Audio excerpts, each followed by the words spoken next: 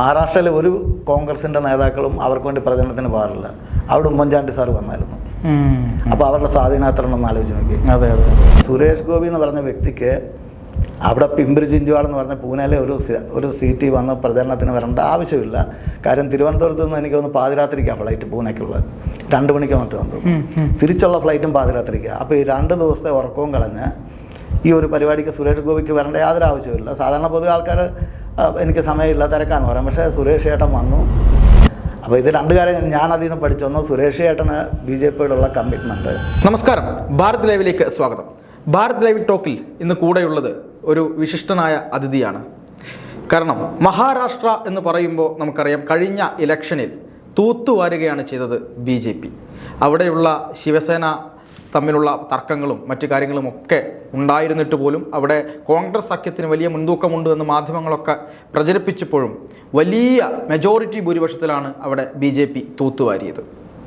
ഇത് പറയാനുള്ള കാരണം എന്ന് പറയുന്നത്, ഇങ്ങ് കേരളത്തിൽ 40 വർഷം മുമ്പ് ഈ പറയുന്നത് പോലെ മഹാരാഷ്ട്രയിലേക്ക് വണ്ടി കയറിയ ഒരു മലയാളിയുണ്ട്.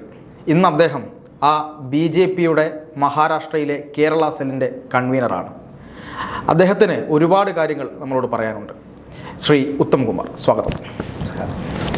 ചേട്ടാ, മഹാരാഷ്ട്ര എന്ന് പറയുമ്പോൾ നമുക്ക് ഓർമ്മ വരുന്നത് വലിയ ഗുണ്ടകളുടെ, അധോലോകത്തിൻ്റെ, അതിനൊക്കെ അപ്പുറത്തേക്ക് എന്താണ് ഈ പറയുന്ന പോലെ സാമ്പത്തികമായി ഒരുപാട് മുന്നിട്ട് നിൽക്കുന്ന, ഇന്ത്യയിലെ തന്നെ ഏറ്റവും വലിയ സാമ്പത്തികമായിട്ടുള്ള കാര്യങ്ങളൊക്കെ വരുന്ന സ്ഥലമാണ് മുംബൈ എന്ന് പറയുന്നത്. അവിടെ ഈ ഒരു ഇപ്പോൾ BJP വലിയ ഭൂരിപക്ഷത്തിലെത്തിയിരിക്കുന്നു. ചേട്ടൻ അവിടെ എത്തിയ സമയം മുതൽ ഇങ്ങോട്ട് എന്തൊക്കെ അനുഭവങ്ങളുണ്ടായിരുന്നു? പ്രധാനപ്പെട്ട ചില അനുഭവങ്ങൾ പറയാമോ? അതായത് ഈ ബോംബെ, മഹാരാഷ്ട്രയിൽ ബോംബെ, ഞാൻ താമസിക്കുന്ന ബോംബെക്ക് സമീപമുള്ള വസൈ എന്ന് പറയുന്ന സ്ഥലത്താണ്. ശരിക്ക് ഒരു ബോംബെക്കൊരു പോസിറ്റീവ് എനർജി ഉണ്ട് ശരിക്കും. അത് നമുക്ക് സമ്മതിച്ചേ പറ്റത്തുള്ളൂ. എത്രയോ കോടിക്കണക്കിന് ആൾക്കാരുടെ ഉപജീവനം അവിടെ. ശരിക്കും രാവിലെ, ഞാൻ ഒരു ഉദാഹരണം പറയാം, രാവിലെ റോഡിൽ കിടക്കുന്ന പ്ലാസ്റ്റിക് കുപ്പികളും കടലാസും എടുത്തുകൊണ്ട് പോകുന്നവർ തന്നെ ഒരു ദിവസം 1000 രൂപയുടെ മേളിൽ അവർ ഇൻകം ഉണ്ടാക്കുന്നുണ്ട്. നമ്മുടെ തമിഴ്നാട്ടുകാർ, അവരാണ് അവിടെ പത്രവിതരണ രംഗത്തുള്ളത്. പത്രവിതരണം രാവിലെ 3 മണിക്ക് റെയിൽവേ സ്റ്റേഷനിൽ പോയി പത്രക്കെട്ടെടുത്ത് വിതരണം ചെയ്യും. ആ സമയത്ത് അവരുടെ വീട്ടിലുള്ളവർ ഇഡലിയും ഇതെല്ലാം ഉണ്ടാക്കി വെക്കും. അത് കഴിഞ്ഞ് ഇത് കഴിഞ്ഞാൽ ഉടനെ അവർക്ക് ഓരോ സ്പോട്ടുണ്ട്. ഈ ഇഡലി സൈക്കിളെ വെച്ചിട്ട് വന്നിട്ട് ഈ സ്പോട്ടിൽ ഇത്ര മണിക്ക് വരും. ഞാനൊക്കെ കഴിക്കുന്ന ആളാണ്. അത് കഴിഞ്ഞ് ഉച്ച കഴിഞ്ഞവർ റെസ്റ്റ് എടുക്കും. അവരും നല്ല രീതിയിൽ അവിടെ ബംഗ്ലാവ് വെച്ച് താമസിക്കുന്ന ഈ ബിസിനസ് ചെയ്ത് ബംഗ്ലാവ് വെച്ച് താമസിക്കുന്ന മലയാളികളുണ്ട്.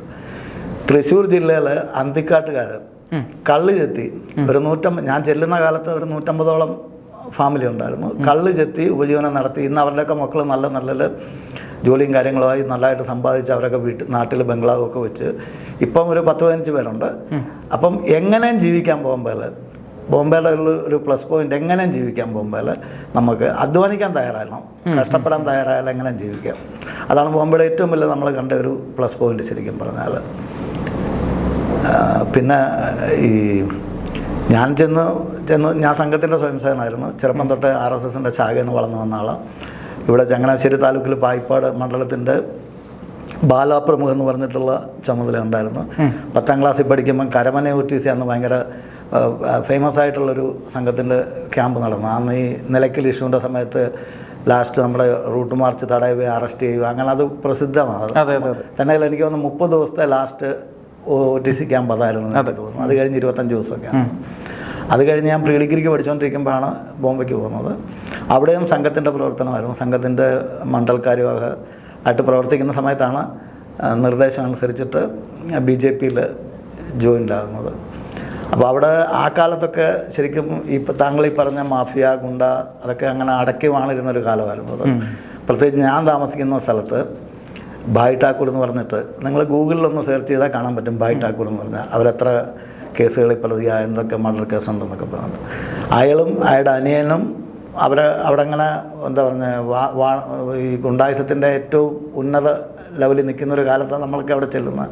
അന്ന് അവരുടെ കോൺഗ്രസ്സുകാരായിരുന്നു. അവർ ശരത് പവാറിൻ്റെ പിണിയാളുകളായിരുന്നു. ആദ്യം അവർ മത്സരിച്ചതും കൈപ്പത്തിയിലാണ് നിയമസഭാ തെരഞ്ഞെടുപ്പിന്. അത് കഴിഞ്ഞ് പിന്നീട് എനിക്ക് തോന്നുന്നു സുധാകർ റാവു നായിക് എന്ന് പറഞ്ഞ കോൺഗ്രസിൻ്റെ ഒരു മുഖ്യമന്ത്രി വന്നിരുന്നു. അവർ ഇങ്ങനെയുള്ള പശ്ചാത്തലമുള്ളവരെയൊക്കെ പാർട്ടിയിൽ നിന്ന് മാറ്റി. ആ സമയത്ത് ഇവരെ ഒഴിവാക്കിയിട്ട് പിന്നെ ഇവർ സ്വന്തമായിട്ടൊരു പാർട്ടി ഉണ്ടാക്കി, ബഹുജൻ വികാസ് അഘാടി എന്നും പറഞ്ഞിട്ട്. എന്നിട്ട് ഇപ്പോൾ അവരുടെ ചിഹ്നം ഫിസിലാണ് മത്സരിക്കുന്നത്. അപ്പം ഒരു പ്രത്യേകിച്ച് അവിടെയുള്ളൊരു കുഴപ്പം എന്താണെന്ന് വെച്ചാൽ ഈ എല്ലാ സംസ്ഥാനക്കാരും അവിടെ താമസിക്കുന്നുണ്ട്. അവരവരുടെ വയറ്റിപ്പിഴപ്പിന് വന്ന് നിൽക്കുന്നു. അപ്പം രാവിലെ ജോലിക്ക് പോവും, വൈകുന്നേരം ഇപ്പം മലയാളികളാണെങ്കിലും ഒരു ഭൂരിഭാഗം ആൾക്കാർ രാവിലെ ജോലിക്ക് പോവും, വൈകിട്ട് വരും, ഒരു ഞായറാഴ്ച കിട്ടും, അന്നെന്തെങ്കിലും മാർക്കറ്റിലൊക്കെ പോവും, വീടേ കുടുംബം. അവർക്ക് അവിടുത്തെ ഈ പൊളിറ്റിക്സിലോ ഡേ ടു ഡേ താല്പര്യം കാണിക്കത്തില്ല. വെള്ളമില്ല, കറണ്ടില്ല, സഹിക്കും ഒന്ന്.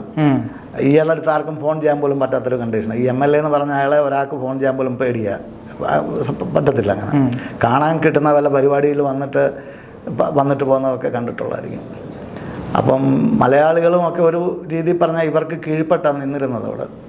അത് പള്ളിക്കാരായിക്കോട്ടെ, അമ്പലക്കാരായിക്കോട്ടെ, മറ്റുള്ള സംഘടന ആയിക്കോട്ടെ, അവിടെ എല്ലാ സംഘടനയുണ്ട്. മലയാളികൾ ഒത്തിരി ഉള്ളൊരു സ്ഥലമാണ് ഈ വസൈ എന്ന് പറയുന്നത്. എല്ലാ വിഭാഗം മലയാളികളും ഉള്ളതാണ്. അപ്പം അതിനൊരു മാറ്റം വരുത്താനായിട്ട് ഞാനിപ്പോൾ ഇവിടെ നിന്ന് സംസാരിച്ച കൂട്ടത്തിൽ പറഞ്ഞ് നമ്മളവിടെ പ്രവർത്തനത്തിൽ വന്നു കഴിഞ്ഞാൽ കേരളത്തിലെ മുഴുവൻ BJPയുടെ നേതാക്കളെയും അവിടെ വിളിച്ചു വരുത്തി നമ്മൾ ചെറിയ ചെറിയ മീറ്റിങ്ങുകളും കാര്യങ്ങളും ബോംബെയുടെ പരിസര പ്രദേശത്തൊക്കെ നടത്തിയിട്ടുണ്ട്. ശ്രീധരൻപിള്ള സാർ ആദ്യം സ്റ്റേറ്റ് പ്രസിഡൻ്റായ സമയത്ത് എനിക്ക് തോന്നുന്നു മിക്കവാറും 2 മാസം കൂടുമ്പോഴൊക്കെ ഓരോ പരിപാടികൾ സംഘടിപ്പിച്ചിട്ട് അദ്ദേഹത്തെ വിളിക്കുകയും, വസയിലാണെന്നുണ്ടെങ്കിൽ വരാത്ത എനിക്ക് തോന്നുന്നില്ല സ്റ്റേറ്റിലെ നേതാക്കന്മാരായിട്ടുള്ള മിക്ക ആൾക്കാരും, കൃഷ്ണദാസ്ജി ആയിക്കോട്ടെ, ശോഭ ചേച്ചി ആയിക്കോട്ടെ, അങ്ങനെ പ്രധാനപ്പെട്ട എല്ലാവരും നമ്മുടെ അവിടെ വരികയും, അങ്ങനെ ശരിക്ക് നമ്മളവിടെ ഒത്തിരി പരിശ്രമിച്ചതിന് ശേഷമാണ് മലയാളികൾക്കിടയിൽ തന്നെ ഒരു കോൺഫിഡൻസ് വന്ന് ആ BJPയുടെ ഒപ്പം നിന്ന കുഴപ്പമില്ല എന്നുള്ളത്. പിന്നെ ഈ പ്രാവശ്യം കേരളത്തിൽ തൃശ്ശൂർ ജയിച്ചെന്ന് പറഞ്ഞ പോലെ ആദ്യമായിട്ട് വസയിലെ നിയമസഭാ തെരഞ്ഞെടുപ്പിൽ 3 സീറ്റും ഈ ഗുണ്ടകളുടെ പാർട്ടിയെ തോൽപ്പിച്ചിട്ട് BJP ജയിച്ചു. 2 സീറ്റ് താമര ചിഹ്നത്തിൽ ജയിച്ചു, 1 സീറ്റ് നമ്മുടെ സഖ്യകക്ഷി, അത് BJPക്കാരൻ തന്നെയാണ്. പക്ഷേ ആ സീറ്റ് ഡിവൈഡ് ചെയ്തപ്പം ശിവസേനയ്ക്ക് പോയി, ഷിൻഡെ പക്ഷത്തിന്. അപ്പോൾ പിന്നെ നമ്മൾ സ്ഥാനാർത്ഥിയെ കൊടുത്തു, നമ്മുടെ ആളിനെ ആ ചിഹ്നത്തിൽ നിന്ന് മത്സരിപ്പിച്ച് ജയിച്ചു. 3 സീറ്റും നമ്മൾ ജയിച്ചു. അതുവരെ അവിടെ ഗുണ്ടകളുടെ കയ്യിലായിരുന്നു ആ മണ്ഡലം. അതെ, അത് ഞാൻ പറഞ്ഞില്ല. ബായ് ഠാക്കൂർ, ഹിതേന്ദ്ര ഠാക്കൂർ എന്നൊന്ന് ഗൂഗിളിൽ അടിച്ചാൽ അറിയാൻ പറ്റും എന്താ അവരുടെ ബാക്ക്ഗ്രൗണ്ട് എന്താണെന്നുള്ളത്. അവർക്ക് കേരളത്തിൽ വരെ സ്വാധീനമുണ്ട് ശരിക്കും. അതായത് ഈ ഒരു ഇലക്ഷന്, നിയമസഭാ തെരഞ്ഞെടുപ്പിന് മഹാരാഷ്ട്രയിൽ ഒരു കോൺഗ്രസിൻ്റെ നേതാക്കളും അവർക്ക് വേണ്ടി പ്രചരണത്തിന് പോകാറില്ല. അവിടെ ഉമ്മൻചാണ്ടി സാർ വന്നായിരുന്നു. അപ്പോൾ അവരുടെ സ്വാധീനം എത്ര ഉണ്ടെന്ന് ആലോചിച്ച് നോക്കി. അന്നത് ഞാനത് അതിന് വലിയൊരു ഇഷ്യൂ ആക്കി എടുത്തായിരുന്നു. അന്ന് ഞാൻ ഇന്നലെ നമ്മുടെ അന്തരിച്ച സഖാവ് VS അന്ന് പ്രതിപക്ഷ നേതാവ്, അദ്ദേഹത്തെ വിളിച്ച് ഞാൻ ഈ വിഷയങ്ങളൊക്കെ സൂചിപ്പിച്ചു. അദ്ദേഹം അതിവിടെ പത്രസമ്മേളനത്തിൽ പറയുകയുണ്ടായി. അപ്പോൾ ഉമ്മൻചാണ്ടി അതിന് റിപ്ലൈ അന്ന് കൊടുത്തത്, BJPക്കെതിരെ ആര് നിന്നാലും ഞാൻ പോകും, അവരുടെ ജാതകം നോക്കിയിട്ടൊന്നും അല്ല പോകുന്നത് എന്നുള്ള രീതിയിൽ പറഞ്ഞു. പക്ഷെ പിന്നീട് കവിയൂർ കേസോ ഒരു കേസ് വന്നിട്ട് അത് പിന്നെ അങ്ങനെ ആ വിഷയം അങ്ങ് ഒതുങ്ങിപ്പോയി. അല്ല, ഞാൻ പറഞ്ഞു വന്നത് ഈ മാഫിയയ്ക്ക് അവർ വെറും ഗുണ്ടകളല്ല, അവർക്ക് സാമ്പത്തികമായിട്ടൊക്കെ വലിയ ബിസിനസ്സും കാര്യങ്ങളൊക്കെ ഉള്ള വലിയ വമ്പൻ ടീമുകളാണ്. കേരളത്തിലെ തന്നെ പല IAS ഓഫീസർമാരും മറ്റുമൊക്കെ അവരുടെ ഗസ്റ്റാണ് പലപ്പോഴും, എനിക്കറിയാം, ഞാൻ പേര് പറയുന്നില്ല. അപ്പം അങ്ങനെ അവർക്ക് സ്വാധീനം, ഭയങ്കരമായിട്ട് സ്വാധീനമുണ്ട്. എല്ലാ പാർട്ടിയിലും അവർക്ക് സ്വാധീനമുണ്ട് ശരിക്ക്. പക്ഷേ ഇപ്രാവശ്യം അവർ പരാജയപ്പെട്ടു. ശരിക്കും നമ്മൾ വിജയിച്ചു. അതിലെല്ലാ കേരളത്തിലെ BJPയുടെ നേതാക്കളുടെയും ഒരു എന്താ പറയുക, അവരുടെയും കൂടെ ഒരു ആ വിജയത്തിൻ്റെ പിന്നിൽ ചെറിയ പ്രയത്നമുണ്ട്, ശരിക്കും പങ്കുണ്ട്. മലയാളികളുടെ ഭൂരിപക്ഷമുള്ള എല്ലാ ബൂത്തിലും നമുക്ക് മെജോറിറ്റി ആയിരുന്നു, ഭൂരിപക്ഷം നമുക്കായിരുന്നു, BJPക്കായിരുന്നു. അങ്ങനെ ഒത്തിരി പ്രവർത്തകരുടെ അശ്രാന്ത പരിശ്രമം കൊണ്ട്. കാര്യം നല്ല സപ്പാറ ഒരു താലൂക്കിൽ തന്നെ 2 നിയമസഭാ മണ്ഡലമുണ്ട്. തൊട്ടടുത്ത സ്ഥലമാണ് നല്ല സപ്പാറ എന്ന് പറഞ്ഞാൽ അവിടെ വലിയ മെജോറിറ്റി ജയിച്ചു, 35,000 വോട്ടിന് ജയിച്ചു. ഞാൻ താമസിക്കുന്ന വസയിലെ ഈ മെയിൻ ആളാണ്, അവിടെ ഈ പാർട്ടിയുടെ മെയിൻ ഹെഡാണ് അവിടെ മത്സരിച്ച അയാൾ തോക്കുമെന്ന് സ്വപ്നത്തിൽ വിചാരിച്ചല്ല, അവരുടെ പാർട്ടിക്കാർ. അവിടെ 3,500-ൻ്റെ അടുത്ത് വോട്ടിന് നമ്മൾ ജയിച്ചത്. സുരേഷ് ചേട്ടനും പ്രചാരണത്തിന് എത്തിയിട്ടുണ്ടായിരുന്നു. അദ്ദേഹം സുരേഷ് ഗോപി എത്തിയിട്ടുണ്ടായിരുന്നു. അദ്ദേഹം മഹാരാഷ്ട്രയിൽ എന്താവശ്യമുണ്ടെങ്കിലും വിളിച്ചു കഴിഞ്ഞാൽ അദ്ദേഹം വരികയും സഹായിക്കുകയും ചെയ്യുന്ന വർഷങ്ങളായിട്ട്, ഇപ്പോഴല്ല, എനിക്ക് തോന്നുന്നൊരു 10-15 വർഷമായിട്ട് അദ്ദേഹം BJPയിൽ വന്ന ആ കാലം തൊട്ട് തന്നെ. അതിനു മുമ്പ് അദ്ദേഹം പരിപാടി പങ്കെടുക്കുമായിരുന്നു. പക്ഷേ BJPയുടെ പ്രചരണത്തിന് അദ്ദേഹം വന്ന കാലം തൊട്ട് തന്നെ എവിടെ എന്താവശ്യമുണ്ടെങ്കിലും അദ്ദേഹം സഹകരിക്കാറുണ്ട്.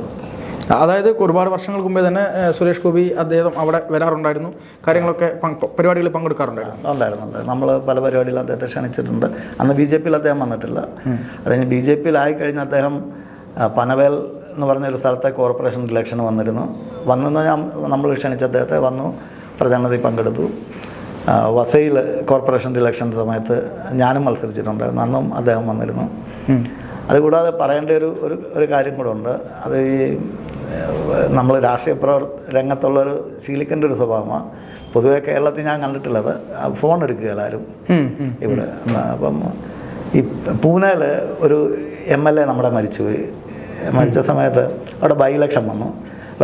അവിടെയുള്ള നമ്മളെ അറിയുന്ന പ്രവർത്തകർ വിളിച്ച് പറഞ്ഞു, ചേട്ടാ ഇവിടെ 19,000 മലയാളിയോട്ടുണ്ട്, സുരേഷ് ഗോപി സാർ വന്നു കഴിഞ്ഞാൽ നന്നായിരിക്കും എന്ന് പറഞ്ഞു. അപ്പോൾ സുരേഷ് ചേട്ടൻ പറഞ്ഞാൽ അതിൻ്റെ ടിക്കറ്റും കാര്യങ്ങളൊക്കെ നോക്കണം.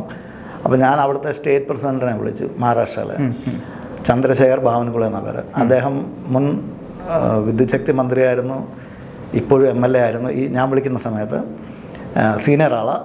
എൻ്റെ നമ്പർ അദ്ദേഹത്തിൻ്റെ സേവ് അല്ല. ഞാനുമായിട്ട് അത്ര എന്നെ കണ്ടാൽ അറിയാം, അത്രയേ ഉള്ളൂ, അത്ര വലിയ പരിചയമില്ല. അപ്പോൾ ഞാൻ രാവിലെ ഒരു 8:30 വിളിച്ച് അദ്ദേഹം ഫോൺ എടുത്തു. ഇത് നടന്ന സംഭവം സുരേഷ് ചേട്ടനും അറിയാം. അദ്ദേഹം ഫോൺ എടുത്തിട്ട് ഞാൻ എന്നെ പരിചയപ്പെടുത്തി, ഞാൻ ഇന്ന ആളാണ്. എന്നിട്ട് ഞാൻ പറഞ്ഞു ഇങ്ങനെ പിംപ്രി ചിഞ്ചുവാൾ എന്ന അതിൻ്റെ നിയമസഭാ മണ്ഡലത്തിൻ്റെ പേര്. ഞാൻ പറഞ്ഞത് അവിടെ ഇത്രയും മലയാളികളുണ്ട്, സുരേഷ് ഗോപി സാർ വന്നാൽ നന്നായിരിക്കും, അതിനെന്താ വരാൻ പറ എന്ന് പറഞ്ഞു. ഞാൻ പറഞ്ഞല്ല, അങ്ങൊന്ന് ക്ഷണിക്ക്. കാര്യം അദ്ദേഹം ഇച്ചിരി ഞാൻ വിളിക്കുന്നതിലും അങ്ങ് സ്റ്റേറ്റ് പ്രസിഡന്റ് ആ നമ്പർ തരാൻ പറഞ്ഞു. ഞാൻ നമ്പർ കൊടുത്തു. വിതിൻ മിനിറ്റ് അദ്ദേഹം സുരേഷ് ഗോപിയെ ക്ഷണിച്ചിട്ടേക്ക് അത് കഴിഞ്ഞ് എന്നെ തിരിച്ച് വിളിച്ചിട്ട് പറഞ്ഞു, ഞാൻ സംസാരിച്ചിട്ടുണ്ട്, എൻ്റെ PAയുടെ നമ്പർ ഒന്ന് കുറിച്ച് വെക്കുക, ഞാനിനി പരിപാടിയിലാണ് എടുത്തില്ലെങ്കിൽ ടിക്കറ്റും കാര്യങ്ങളും താമസവും എന്തോ ആവശ്യമുണ്ടല്ലോ അദ്ദേഹത്തോട് പറഞ്ഞാൽ മതി PAയോട് എന്ന് പറഞ്ഞു. ഇത്രയും പറഞ്ഞു കഴിഞ്ഞ് തിരിച്ച് ഒരു മിനിറ്റ് കഴിഞ്ഞപ്പോൾ സുരേഷ് ചേട്ടൻ വിളിച്ചിട്ട് പറഞ്ഞു, സ്റ്റേറ്റ് പ്രസിഡന്റ് വിളിച്ചു എന്ന് പറഞ്ഞു. അപ്പോൾ ഇതിനകത്ത് 2 കാര്യം ഞാൻ അതിൽ നിന്ന് പഠിച്ചു. ഒന്ന്, സ്റ്റേറ്റ് പ്രസിഡന്റ് എന്നുള്ള നിലയ്ക്ക് ഇത്രയും വലിയ ഒരു പ്രൊഫൈലുള്ള ഒരാൾ എന്നെപ്പോലൊരു സാധാരണക്കാരൻ വിളിച്ചപ്പോൾ ഫോൺ എടുത്ത് അദ്ദേഹം അത് സീരിയസ് ആയിട്ട് അതിനെപ്പറ്റി വിളിച്ചിട്ട് എന്നെ തിരിച്ച് വിളിച്ച് വേണ്ട കാര്യങ്ങൾ പറഞ്ഞു. രണ്ടാമത്, സുരേഷ് ഗോപി എന്ന് പറഞ്ഞ വ്യക്തിക്ക് അവിടെ പിംപ്രി ചിഞ്ചുവാൾ എന്ന് പറഞ്ഞ പൂനെയിലെ ഒരു സീറ്റിൽ വന്ന് പ്രചരണത്തിന് വരേണ്ട ആവശ്യമില്ല. കാര്യം തിരുവനന്തപുരത്ത് നിന്ന് എനിക്ക് ഒന്ന് പാതിരാത്രിക്കാണ് ഫ്ലൈറ്റ് പൂനെക്കുള്ളത്, 2 മണിക്ക് മറ്റു വന്നു. തിരിച്ചുള്ള ഫ്ലൈറ്റും പാതിരാത്രിക്കാണ്. അപ്പോൾ ഈ 2 ദിവസത്തെ ഉറക്കവും കളഞ്ഞ് ഈ ഒരു പരിപാടിക്ക് സുരേഷ് ഗോപിക്ക് വരേണ്ട യാതൊരു ആവശ്യമില്ല. സാധാരണ പൊതുവെ ആൾക്കാർ എനിക്ക് സമയമില്ല, തിരക്കാന്ന് പറയാം. പക്ഷേ സുരേഷ് ചേട്ടൻ വന്നു, അവിടെ 5 or 6 പൊതുസമ്മേളനങ്ങളിൽ പങ്കെടുത്തു. എല്ലാം ഭയങ്കര ജനക്കൂട്ടമായിരുന്നു. 800,000 പേര് പങ്കെടുക്കുന്ന ജനക്കൂട്ടമുള്ള പരിപാടികൾ. എന്നിട്ട് തിരിച്ച് ഈ പാതിരാത്രിക്ക് ഉറക്കവളച്ച് അദ്ദേഹം തിരിച്ച് തിരുവനന്തപുരത്ത് വന്നു. എന്നിട്ട് ഞാൻ ഈ ഫോട്ടോ ഒക്കെ സ്റ്റേറ്റ് പ്രസിഡൻറ്റിനൊക്കെ അയച്ചു കൊടുത്ത് അദ്ദേഹം വളരെ ഹാപ്പിയായി, നന്നായി എന്ന് പറഞ്ഞു. ആ സീറ്റ് ജയിക്കുകയും ചെയ്തു. അപ്പോൾ ഇത് 2 കാര്യം ഞാൻ അതിൽ നിന്ന് പഠിച്ചു. ഒന്ന്, സുരേഷ് ചേട്ടന് BJP-യോടുള്ള കമ്മിറ്റ്മെൻറ്റ്, അത് ഞാൻ പഠിച്ചു. രണ്ടാമത്, ഈ ചന്ദ്രശേഖർ ബാവൻകുള എന്ന് പറഞ്ഞ സ്റ്റേറ്റ് പ്രസിഡൻറ്റ് അദ്ദേഹം കാണിച്ച എന്താ പറയുക പ്രതികരണം. ഞാൻ 2 കാര്യം എനിക്കത് ഒത്തിരി ഫീൽ ചെയ്തിട്ടുണ്ട്. ഒത്തിരി ശരിക്കും പറഞ്ഞാൽ ഇത് ഞാൻ പല സ്ഥലത്തും ഞാൻ സുരേഷ് ചേട്ടൻ്റെ മുന്നിൽ വെച്ച് തന്നെ പറയാറുമുണ്ട് ഇങ്ങനെ ഈ കാര്യങ്ങളെന്ന് പറഞ്ഞിട്ട്. അല്ല, ഇതിൽ ഞാൻ കാണുന്നത് പലപ്പോഴും അങ്ങ് ആദ്യം സൂചിപ്പിച്ചതുപോലെ തന്നെ വിളിച്ചാൽ ഒരു പഞ്ചായത്തിൻ്റെ ചുമതലയുള്ള ഭാരവാഹിയായി മാറിയാൽ പോലും കോൾ എടുക്കാൻ കഴിയാത്ത പല നേതാക്കളും ഉള്ളൊരു സമയത്ത് ഇത്തരത്തിലൊരു വലിയ സംസ്ഥാനത്തിൻ്റെ ഒരു ചാർജുള്ള പ്രസിഡൻ്റായിരിക്കുക, മന്ത്രിയായിരുന്ന ഒരാൾ, ഒരു സീനിയർ നേതാവ് എങ്ങനെയാണ് ഒരാളെ, ഒരു പ്രവർത്തകനെ, ഒരു ആവശ്യവുമായി ബന്ധപ്പെട്ട് വിളിക്കുന്ന ആളെ കൈകാര്യം ചെയ്യുന്നത്, പരിഗണിക്കുന്നത് എന്നത് മറ്റുള്ള ആളുകളും കണ്ട് പഠിക്കേണ്ട ഒരു കാര്യം. തീർച്ചയായിട്ടും. ഞാനിത് തൃശ്ശൂർ പ്രചരണത്തിനൊക്കെ പോകുമ്പോൾ എല്ലാ പ്രവർത്തകരുടെ മുന്നിൽ വെച്ച് ഇത് പറഞ്ഞിട്ടുണ്ട്. തന്നെയല്ല, എൻ്റെ ഒരു സ്വഭാവം, എൻ്റെ ഒരു അതിനകത്തുള്ളൊരു എൻ്റെ അഭിപ്രായം, ഈ തരത്തിൽ ഫോൺ എടുക്കാൻ പറ്റാത്തവരൊന്നും പൊതുരംഗത്ത് പ്രവർത്തനത്തിന് വരരുത്.